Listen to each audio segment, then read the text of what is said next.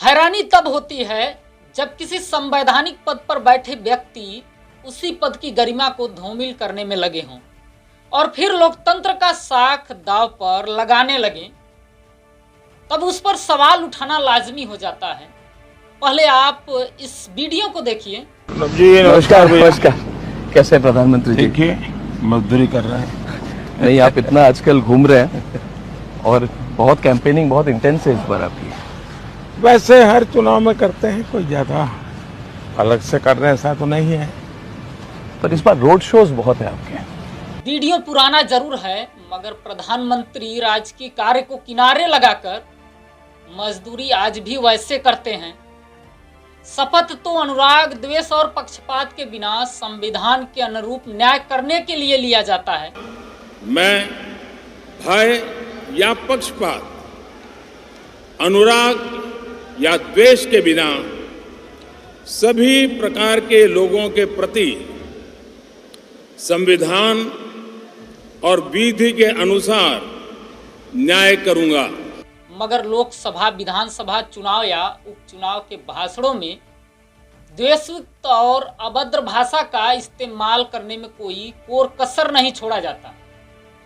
प्रधानमंत्री जैसे संवैधानिक पद पर होने के बावजूद पार्टी विशेष या किसी नेता के लिए प्रचार प्रसार किया जाता है, जबकि किसी मंत्री पद पर रहने के दौरान मिलने वाली सारी सुविधा जनता के टैक्स से राजकीय कार्य को पूरा करने के लिए दिया जाता है, ना कि किसी चुनावी प्रचार के लिए। अब वो अलग बात है कि प्रधानमंत्री को चुनाव आचार संहिता के दौरान भी किसी सुविधा से वंचित नहीं किया जाता हो, लेकिन इसका मतलब ये नहीं हुआ कि प्रधानमंत्री जैसे संवैधानिक पद को मिट्टी में मिलाया जाए और देश शांत होकर तमाशा देखता रहे। किसी मंत्री, मुख्यमंत्री या प्रधानमंत्री जैसे संवैधानिक पदों पर बैठा व्यक्ति राजकीय और मंत्रालय का कामकाज छोड़कर दिन रात चुनावी प्रचार करने में जुटा हूं।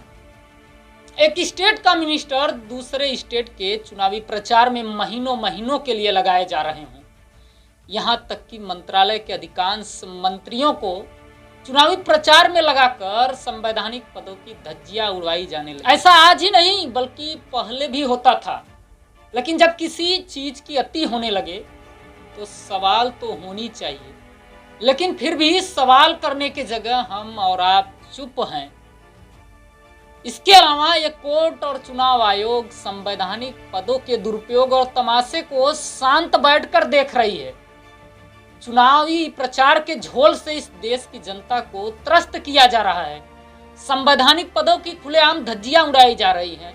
लोकतंत्र के फर्जी बंधन में बांधकर मंत्री मलाई काट रहे हैं।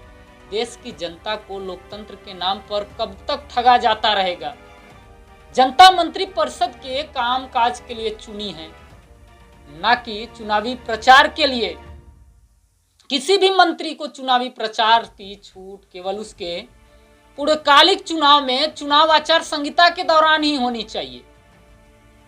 इसके अलावा किसी अन्य चुनाव में नहीं होनी चाहिए, ताकि वह अपने पूरे कार्यकाल के दौरान केवल राजकीय कामकाज को सुचारू रूप से कर सके। सभी विभागों के मंत्रियों को प्रचार मंत्री बनाने से कहीं ज्यादा बेहतर होगा एक प्रभाग चुनावी प्रचार के लिए गठित करके खुलेआम एक प्रचार मंत्री बनाया जाए, ताकि चुनावी प्रचार का जिम्मा केवल प्रचार मंत्री के ही ऊपर रहे और अन्य मंत्रियों को प्रचार मंत्री बनाने से बचाया जा सके। ऐसा इसलिए जरूरी है क्योंकि प्रधानमंत्री मोदी जी साल 2014 से 2025 के बीच करीब 650 से ज्यादा चुनावी रैलियां कर चुके हैं। प्रत्येक रैली में सुरक्षा और प्रबंध पर करोड़ों करोड़ों रुपए खर्च होते हैं।